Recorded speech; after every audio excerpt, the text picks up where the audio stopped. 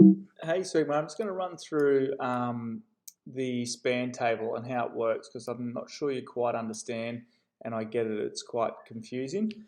So this is what a span table is. This is tells you and me, everyone, how far a 90 by 45 joist. So as you can see up the top here, it's got F7 treated pine, F7 treated joist at 450 centers.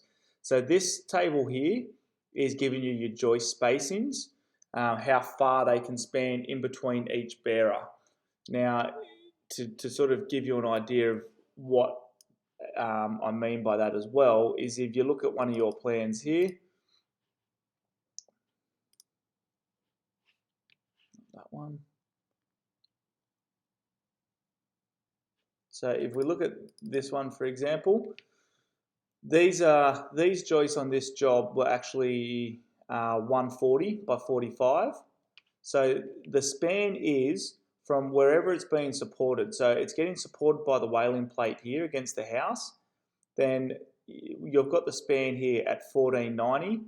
Then you've got another span to this one. So if we look at the span table to see what 140 by 45 can span, it's over here in the joist section, which single span can actually get you 2.3 meters. So you've got it at 1490, but 140 by 45 can actually span. That's a single span. So what it means by single span as well is if it's only over one bearer or two bearers, should I say.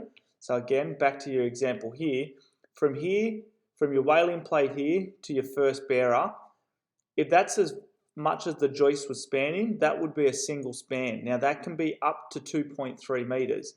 A double span would be from here over this bearer and finishing on this bearer. That's what we call double span.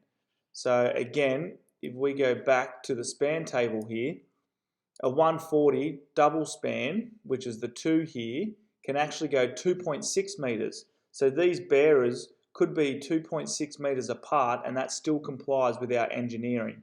And then up to 3 goes to 2.8. But that's kind of irrelevant because the longest length of timber we've got is our longest length of timber is 6 meters. So you're never going to get 2.8 times 3. It's 8.4 meters. It's never going to be over one length of timber. And then these are the counterlevers that you can get. So the counterlever for a 140 by 45 is 500 mil. Now if we go back to your plan here, a counterlever is where it's supported to your bearer at the last point, it can go past that 500 mil to comply. Now, if we scroll to the bearer spacings, which is just this next chart down, forget all these ones. Don't even look at them. They're irrelevant. They shouldn't even be in there. We only ever deal with these two here. So if we look at how far, so this last job for Yona that you're designing for me, the 190 by 45 bearers is what we've specified. You can see that single span, they can span 2.1 meters. Now, if I go back to your how you've designed it here,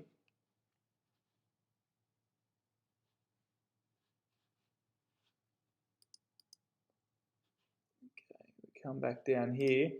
Now this is the plan you're just doing at the moment. So firstly you put originally you put joist bearers through the centers here.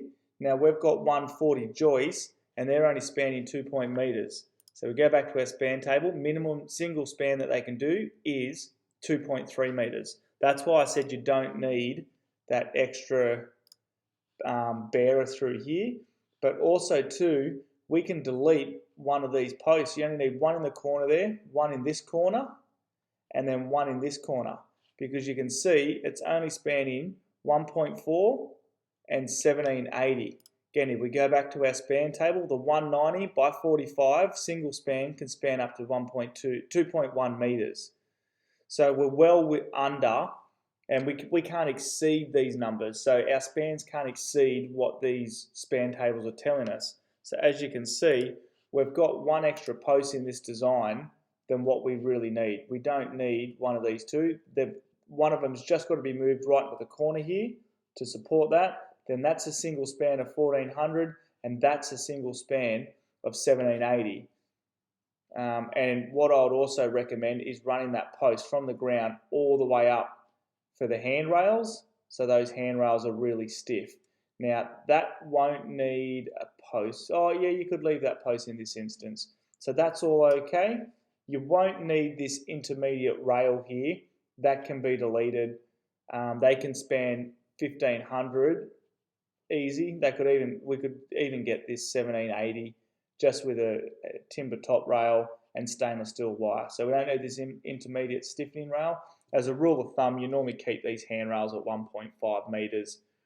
And then down here, because that run is going to be quite big, we will probably need to put another post in here.